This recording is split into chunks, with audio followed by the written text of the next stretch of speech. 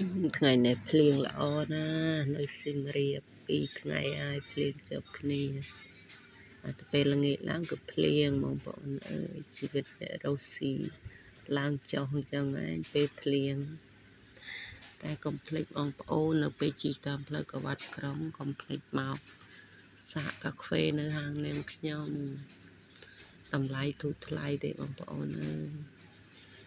នៅផ្លូវកវ៉ាត់ក្រុងទី1ខាងលិចស្ពានវត្តកងមុចចម្ងាយ100ម៉ែត្រជាងទេបងប្អូនម្ដងឃើញហាងនាងខ្ញុំហាងធ្វើអំពីក្បឿងប្រក់ដំបូល